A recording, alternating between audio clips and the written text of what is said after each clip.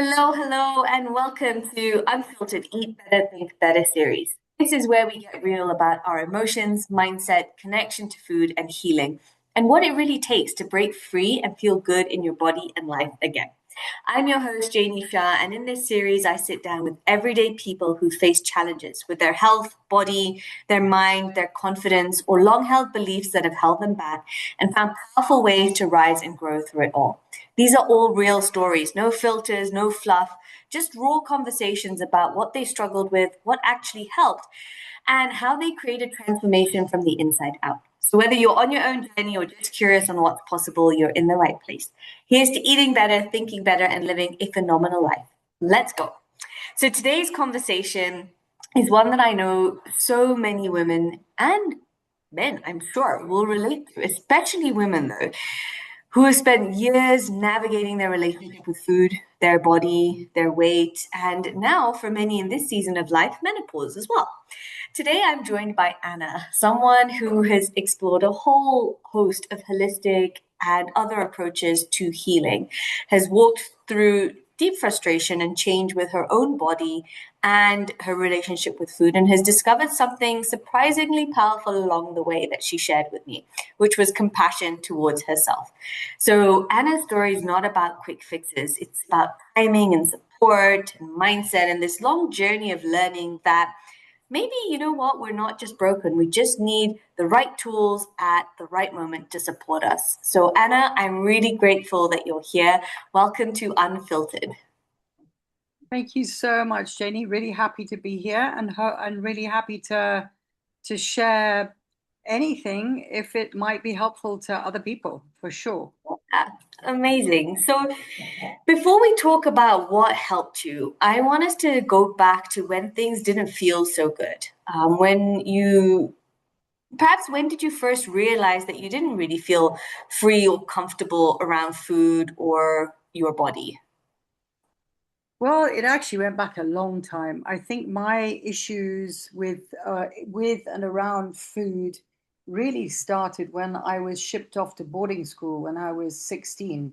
So I always had a completely normal relationship to food and a really nice normal body and then when I went off to boarding school, I went to Scotland, and it was number one, it was freezing, and I don't know whether it's a myth and whether the cold weather does make you eat more, but there was definitely a huge amount of emotional eating that was going on. Eating away my feelings, I would say, is when it started. And coming back from boarding school on holiday back to warm weather and none of my clothes fitting anymore, I was like, oh my God. So I think around that time, and I would say probably into my mid to late 20s, there was a lot of um, emotional eating, then yo-yo dieting, and weight going up and down. And when you're really happy, everything's great and your body's okay. And then when you're really unhappy, eating your feelings away. Um, I Mm. then I had my babies pretty early. I had my first at 26 and my second at 27. And then I had a third in my 40s. But um, I think that weirdly enough balanced me out a bit in terms of I don't know.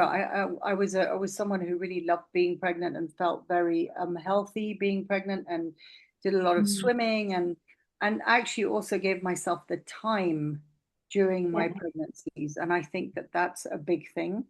Um, yeah, and I would say that then the next really and then it kind of remained a bit of a if I was in periods where I was feeling not so happy about whatever it could be, whether Mhm. um relationship stuff, work stuff, I definitely saw the weight fluctuating during those times. um Right. and then I wasn't, something. I had a tragedy in my life in my 30s. I lost my husband very suddenly when I was 36. Um, and Mm. and I would say that that is when everything took a very different turn. Um, Yeah. and it really was that I did not really have any time for myself. And I think that Mm, that's something especially I would say a lot of women can relate to, is that if you are a mother, you have children, at home that you're looking after, and I'm a woman who has my own business and I work really hard, but I actually think that it's if you're at home alone and you're a stay-at-home mom and you have to do all the shopping, preparing all the meals, keep the house clean, organize the household, look after the kids, do the school runs, make sure there's entertainment, Sunday barbecues, whatever it is. I mean, these are all obviously highly privileged sort of yeah. planning in a life that I'm talking about. But I think that it's an incredibly female thing to do, is to put Mm, your needs absolutely last.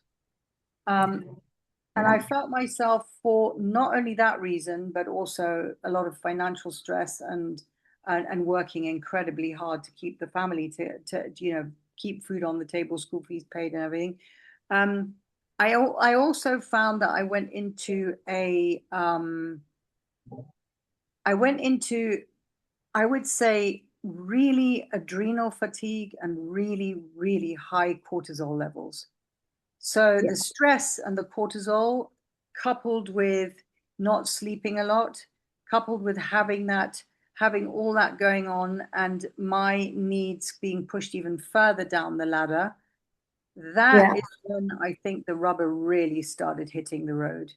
Um, Mm, and that kind of lasted through about 15, 20 good years of very, very slowly, like 2 or 3 kilos a year. Okay, 2 or 3 kilos a year over 20 years. In fact, in my yeah. case, it was a little less than that, less than 2 or 3 kilos a year. There was never until the very end a sort of dramatic sudden increase. It was just a slow creeping on, not having time to ever do any exercise. It was really about time and exhaustion and just Yeah. not taking care of myself at all. Um, Yeah. and all of those factors came into play, I would say, so that by the time I got to my 50s, there and menopause started setting in, which added an additional curveball in there, because you just start expanding along with everything else. Suddenly, your boobs explode, and around your midriff and under your arms, all this kind of fat under here. And I mean, it was just like, I just thought, I can't even recognize the person I'm looking at in the mirror anymore. And then Wow. it started to take a real emotional toll on me. I was just like, there was a massive, the honest word, I think, is a massive shame attached to it. Doesn't matter Right. all the reasons why, and you could intellectually square it away, but somehow there was a massive shame attached to it. Just like, why can't I get it together Mm, um, to wrap my head around this? And just, everybody else is in perfectly good shape, and all the other women in their 50s are looking amazing and starting to retire, and I don't even have a pension fund at this point, still not yeah. sleeping enough, et cetera, et cetera. And it just started piling and piling and piling on. And in addition, I would say, to counter the kind of just exhaustion and stress, um, I also used to tuck into the wine, which thankfully, when you get older, you have much less tolerance for the sugar and the inflammation. So I think there was inflammation, there was cortisol, there was lack of sleep, there was stress, there was menopause, and no time for myself, and not giving myself the time, putting everything else first. And I just ended up in my late 50s just going, oh my goodness. And that, I think, is when I also met you for the first time, Mm, trying various programs and protocols, um, and it didn't really work. It just, nothing worked. And I was thinking, why is it not working? And one of the things that I kept hearing from people that I was on my emotional journey with. And I think that when we did our food journey together, our first one, that 3 month journey, um, I did I did say to you that I was working with this amazing woman who was a healer, and we were on this very, very profound journey. Yeah. And I would say that along with everything else, I would say that, what I've come back to realize is that I'm looking at my life and I can definitely see it in decades. I definitely see childhood from 0 to 10. I see a very big difference in my life from 10 to 20, my 20s, my 30s, my 40s, my 50s. And along with that, different consciousnesses, I mean, different spheres of interest. And I've always been a very spiritual person. But in my 30s, I went into quite intense therapy. Um, Hmm.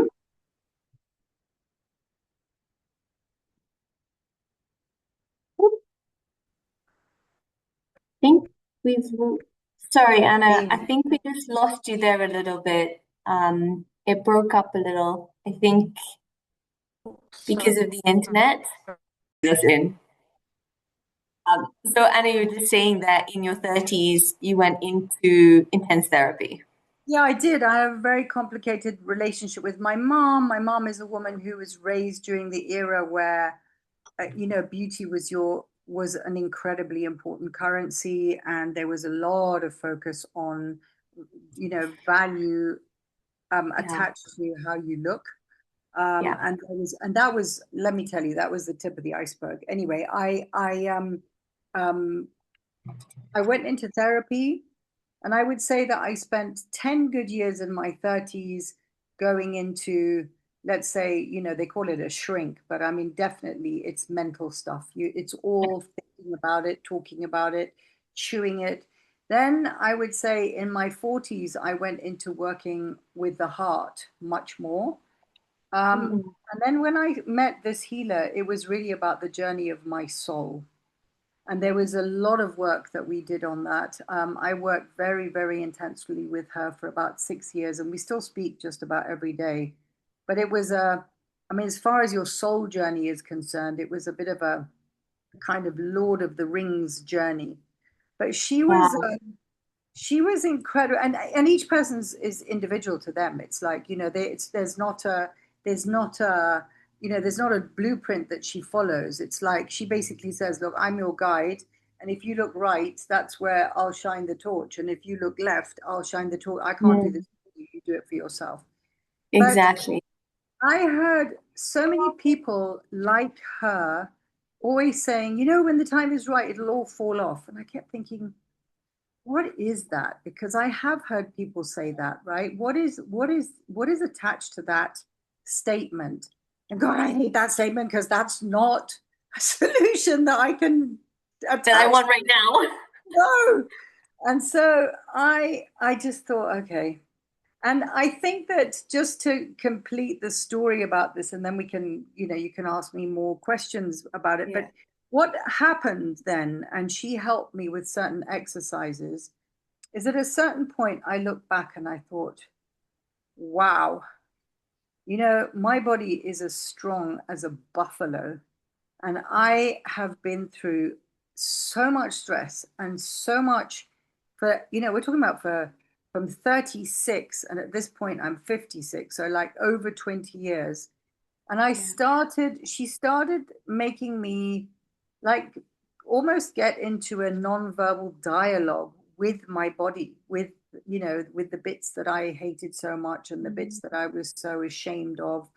And, trying to see, what do you think it is?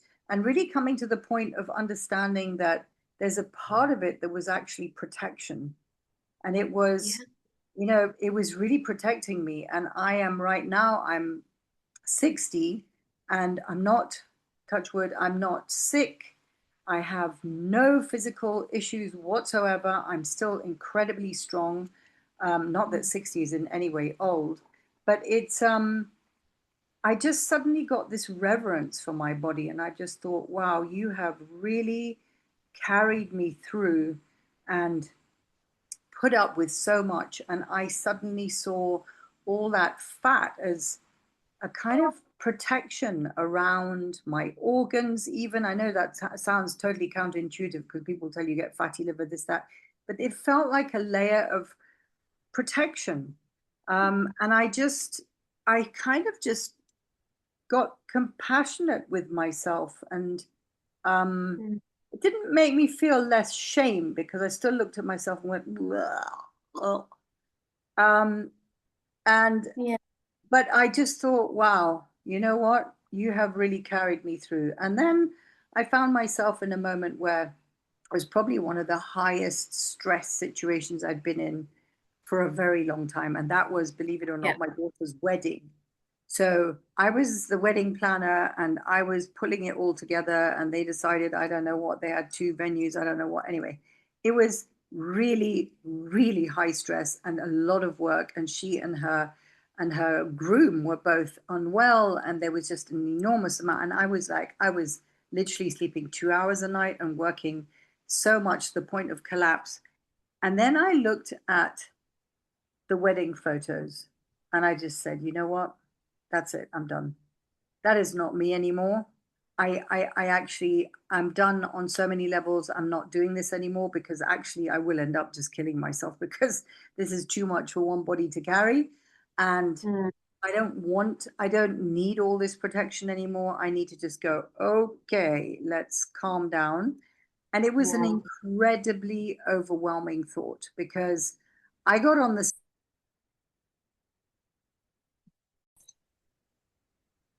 Right. And we're back. So you were just saying how you had that overwhelming thought of, I'm just done and I don't need this protection anymore. Yeah, and then it was like it was incredibly and I'm sure there'll be people who can relate to this. I mean, like just getting on the scales was like an act of bravery and an act of almost like, self-destruction because it was, I mean, I just was like, I don't even know what to do anymore. I just don't know. Mhm. I got on the scales, I was 100 kilos. I was like, Mm. how did I get to 100 kilos? And what do I do about this? Because this is not losing 5 or 8 or 10, which is already a lot. I kind of need to lose 35 kilos. How am I going to do that? And in my head, it was just so overwhelming. And I thought, okay, just start at the beginning and just start by giving yourself a little time and a little love because you're not going to shave it off. Um, And I thought, okay, I'm going to start somewhere. And so um, I got this woman called Sunita who does metabolic balancing. I don't know if you've heard of metabolic balancing. It's a Yeah. German thing. So I went to Sunita. I got on the scales. I got measured. That in itself was just like a sort of, you know, face yourself moment. Wow. Yeah. Um, and she put me on this diet and did everything, and I had a starting date for it, and I did it. And I lost 10 kilos. I lost 10 kilos by myself, and in the fear of going, and I felt so much better, but I really didn't think that um that I really looked that much different. People noticed it, but I didn't feel that much different, and I realized I still had such a long way to go. But I thought, okay, so just to make sure here, I want to not stay on the protocol and I want to see if it actually stays off. So, has this taught me something? Have I adjusted the way that I eat? Has it had an effect on how I'm with myself? Still Yeah. absolutely no exercise because honestly, at that weight, exercise is just exhausting. And I think on a certain level just damages your body unless it was swimming, but I was in Nairobi. So Mhm. I just sat with it. I'd lost 10 kilos, very proud to lose 10 kilos. Remember, I've got 35 to lose, yeah? Um, and I sat with it from March to September. So it stayed off for a good 6 months. And then I thought, okay, so I'm happy with that. I can live with myself, but I have a massive journey ahead of me. And I was watching Oprah one day. I don't know if I don't know if it was definitely wasn't Super Soul Sunday. It was just one of her podcasts. And she was talking about her journey on Mounjaro, which of course everybody in the whole world is, it talks about it. And actually, at some point a year before I started the Mm. metabolic balancing, I had tried Ozempic, but I managed 3 weeks, and I was so sick I couldn't do it at all. Yeah. So I Mm. listened to her and I thought, wow, this sounds great, but it sounds like it's very similar to Ozempic, so it's probably not for me. And I just decided, look, I'm going to try if it's possible. I'm going to call it cheating, which in a way it is, but it isn't. Okay. Um, Okay. so I went to a doctor and had all my blood tests done, and I had to go to an endocrinologist and had to go all the things, thyroid tests, bone density tests, the whole thing. So I took it very seriously because, it's not like, I think a lot of people treat it like, it's just like taking candy, and it is a bit of a Yeah. cheat. And just like they do their own cocktails and they think, I'll take it this week and I won't take it that week. No, I was not going to Yeah. do that. Because I'm one of those people who hardly even takes a Panadol in a year. So I knew this was gonna, and from my Ozempic journey, so I thought I'm gonna try. Yeah. Anyway, it was a bit of a sort of bumpy start because actually it ended up turning out that my doctor put me on Ozempic by mistake, and I just said, unfortunately, it is treating me just like Ozempic. And he was like, "But you are on Ozempic." I'm like, "Do you read your emails? Because I clearly said I can't You take it." said, So I then got the generic version of Mounjaro, which is available in Kenya. Um, and it was very, very expensive. It's definitely something that is, I know that I've found a couple of people who do it for like 30, no, 40,000 bob a month, and then it goes up with your dosage. But anyway, I started on it and it was still pretty intense. I mean, you really, mm, your liver and your pancreas and everything goes like, hello, I'm here. But right. it did definitely, definitely suddenly tune my body to, huh, I'm actually eating the way that I was always meant to eat. Like too much of the wrong fat is not good. Certain carbohydrates you react to, like, you can have a drink, but you Mm, don't really want more than two. And talking as somebody who could easily have 4 or 5 glasses of wine, it's like everything kind of changes and right. readjusts. Um, and I've had a very different journey from other people because it's taken a long time. I mean, I've been on it for 6 months now, and I Yeah. am little, little. It's probably about two, it's 2 kilos a month. Okay. Um, so I'm going very, very slowly, but that means that if I take my original 10 and these 12, I've actually managed to lose by now actually 23 kilos. And I Yeah. still have, from my 35, I still have, I think, actually about 15 to go. So I'm Mm, definitely not there yet. But what is really wonderful about it is that maybe it is a crutch, but it's it's the backstory. It's your relationship to yourself. It's your self-worth. It's the, letting go of the shame. It's the giving time to yourself to go um, and swim and eat the yeah. right foods and, Mm, just take care of yourself. And it just does usher in something. Sometimes there's something. I mean, obviously, I did it on my own first because, again, I do have this fear at the back of my mind. And again, Oprah's just written a book about it because she went on her Manjaro journey, lost a lot of weight, and then when she went off it, she put like 20 pounds back on, and then she got a ghostwriter and wrote this book called Enough. Um, and they're trying to say that there's a gene just like an alcoholic's gene. There's something about people who mm, overeat, and I don't know what. I didn't really want to go too deeply into that, deep. but Yeah. it doesn't feel like it resonates with me. But what Mm, I am really enjoying is I feel like I found my way back to myself. And I think that that is the thing about so much of weight is that you kind of lose. connection to yourself, even if it's protecting you and even if it's doing all those things. There's a part of me that I just didn't recognize myself anymore. And I was pretty devastated about how I looked and felt. You know, Yeah. I've lost 23 kilos. That's a full flipping suitcase. I know. Try and carry Wow. kilos of potatoes up your back, up and down the stairs. And That's just the so fact, true. just the fact that I'm going every day, that I'm here, as I said to you, at the coast. I go swimming for an hour every day. I go to the doctor every 8 weeks and have all my blood tests done to make sure that it's all okay and it's not damaging or hurting me in any way. I'm Yeah. taking it very slow, which means that my next 15 kilos are going to take another 30 weeks. That's fine because I don't want to look like those people who lose it too quickly. Yeah. And then I do have this second thought is like, okay, so the losing is one thing. So how am I going to handle coming off it and staying off it?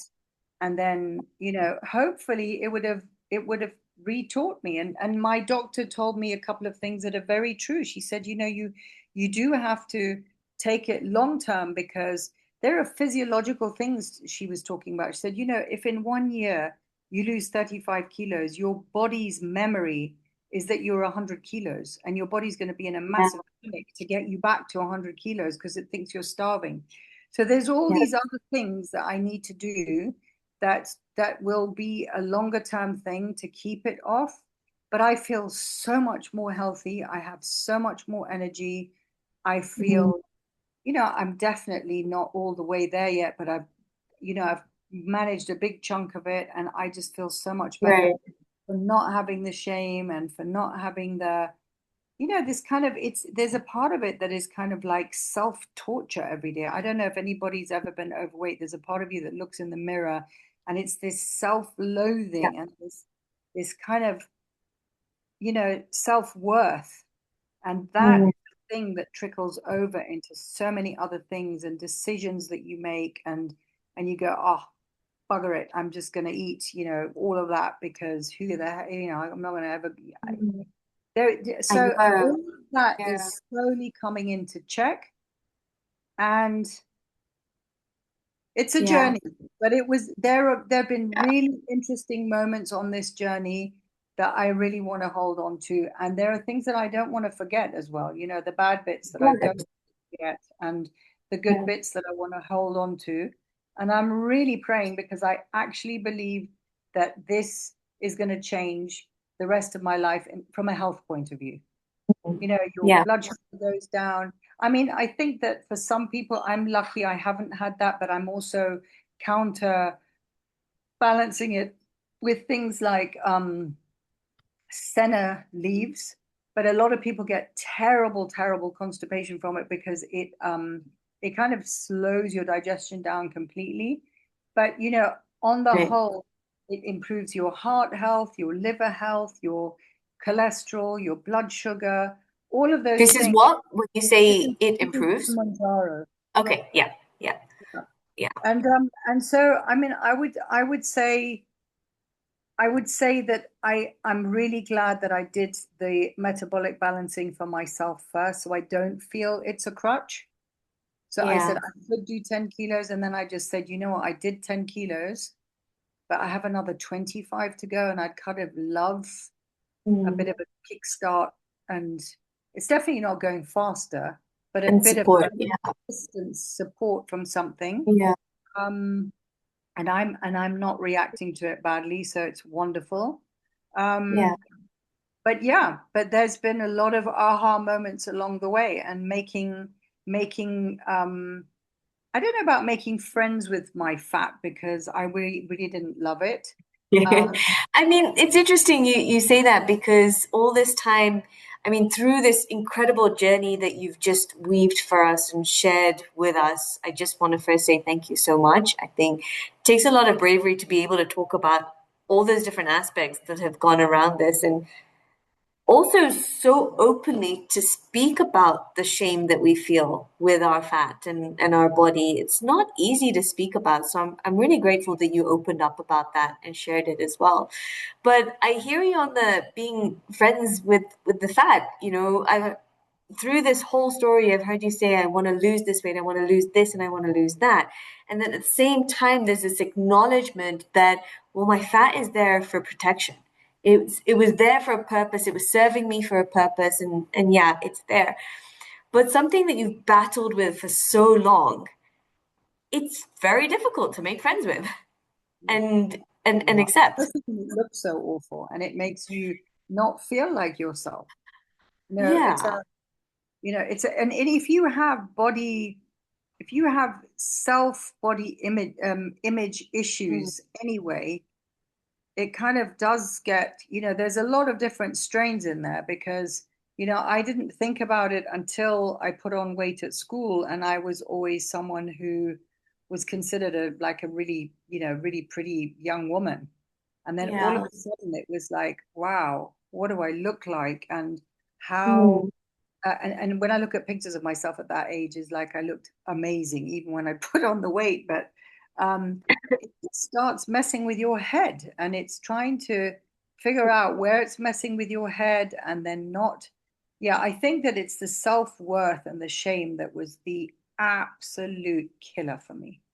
yeah, The killer. absolutely. And I think that's a common thread actually with everyone that I work with, even including myself, is there's this idea of self-worth that is attached to our image and our size. And unfortunately, that's kind of the conditioning we've gone through. You know, you mentioned your mom and having that beauty standard, but it's not only that, it's not only our parents, but it society around us as well, right? Like all the media around us, all the Hollywood showing people in their trim settings. We kind of build up this image that we have to look like that to be worthy. And so much of the work actually goes into rewiring that and reframing that belief that my worth has nothing to do with my size. I am worthy as I am today. And the other part that you mentioned, which I thought was a fantastic exercise, that dialogue, the dialoguing with the parts of your body, is it's so fascinating. I actually wrote a letter to my thighs because for me the one constant pain point has been the size of my thighs. Like I just look at them and I'm just not like I'm just not happy. Just how you were saying, you know, when you look in the mirror and you're just ugh, like it is a bit of self torture actually there, and it's horrible. It's horrible that we have to put ourselves through that, even though we know we could do better.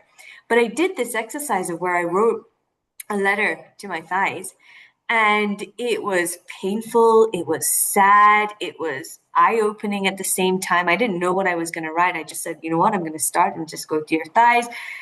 And you kind of go through this whole story as well of recognizing, well, they were holding you up. They were there for you. They protected you. They've carried you through all phases of life. And at the same That's what time, I all was you going to could, say to you is that yeah, that made me do that with all the parts of my body because at that point, when you get to 100 kilos, which is clearly a long way from where you are because you look very slim to me, even if you don't like your thighs. But at that point, it was like, okay, so what emotion sits here and what emotion sits here? And what, like, you can literally isolate it and say, well, my enormous calves seem to attach to these feelings and my thighs and then this, I mean, like this stomach, and you definitely can isolate different feelings and different yeah, I would say different feelings. You eat the fat seems to, I mean, you're eating away your emotions, but it feels like the fat goes into different places. places. But I Yeah. would And also say that there is one other thing is that, yes, our worth is not at all attached to what we look because, the people that love you, they loved me when I was 100 kilos and they love me now. And it doesn't, but the thing is that you do have to be careful that you don't suddenly love yourself more than you loved yourself before and you think that you're better. But what I do definitely feel is that I feel like there's a very deep part of me that the part that I needed to protect for all those years doesn't need protecting anymore. And it's the thing that's going to make me shine as a human now for the next 20 years of my life. And yeah, so, and that's a beautiful reconnection. And we all have it. We all of us have it. We were all put on this earth every single one of us has a story. Every single one of us has a purpose that we were created for.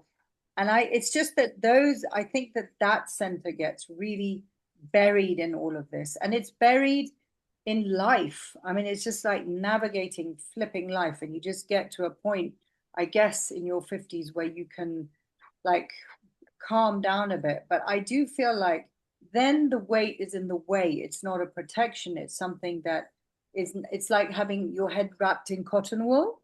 Like Mm, you're not quite conscious.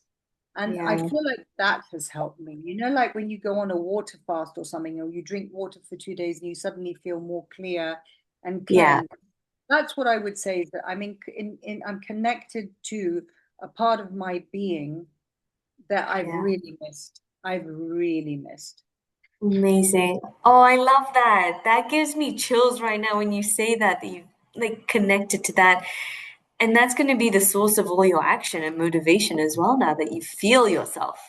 Yeah, yeah, Yeah, that's beautiful. And the other just important point I want to mention here is how you have done this whole journey with thought and intention, and specifically also this Mounjaro journey, doing it really thoroughly, doing it with advice, doing it with a doctor, because it's not just some fancy pill that you take. If you're going to go on something like that, you're going to be very intentional and take care of all the other aspects around it. And I think built up is all the years of work you've done for yourself emotionally, then leads you to have this feeling that you've got now that I've peeled the layers, I can finally feel myself. And now this is a tool towards helping me get rid of the weight that's in my way of being me.